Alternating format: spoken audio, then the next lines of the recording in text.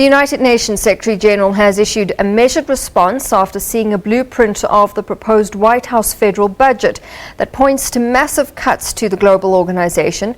President Donald Trump has proposed to Congress a 28% budget cut for U.S. diplomacy and foreign aid next year, while increasing military spending and preserving security aid to Israel. UN Chief Antonio Guterres has warned that more than just military spending is needed to combat terrorism, after Trump proposed an extra $54 billion in military spending after 2018. President Trump's budget proposal, entitled America First, a budget blueprint to make America great again, would reduce funding to the United Nations, the World Bank and cultural exchange programs, among others. The document also says funding will be eliminated for the Global Climate Change Initiative, while eliminating federal funding entirely for a host of organizations involved in global issues. While a specific number of UN cuts is unknown, some reports have suggested cuts as steep as 50% of Washington's annual contributions, including for peacekeeping and development initiatives. Secretary General is totally committed to reforming the United Nations and ensuring it is fit for purpose and delivers results in the most efficient and cost-effective manner. However, abrupt funding cuts can't force the adoption of ad hoc measures that will undermine the impact of longer-term reform efforts. The Secretary General stands ready to discuss with the United States and any other member state how best we can create a more cost-effective organization to pursue our shared goals and values.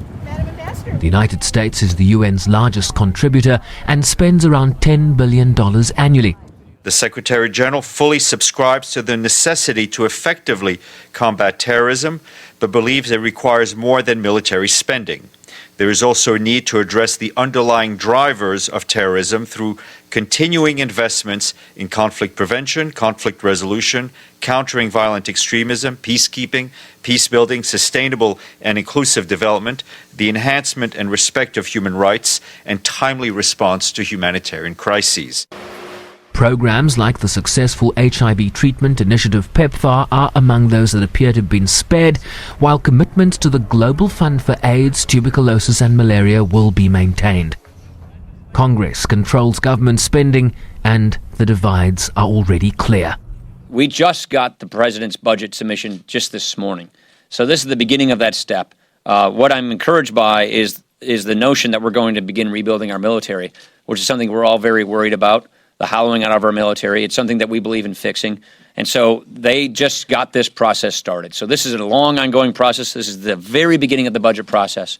The Republicans in Congress and this White House, as we're seeing now just in a few weeks, never miss an opportunity to suck up money from the middle class and working class families to the richest people in our country. And you see that in the health care bill. You see that in how they establish their budget priorities in this bill so that they can say we can give more tax cuts to the rich and we can be in balance in the budget because we've cut education, research, infrastructure, and the rest. Hello, everybody. The budget also proposes cuts to other multilateral development organizations like the World Bank, amounting to about $650 million in cuts over 3 years. Sherwin Bryce-Pease, SABC News, New York.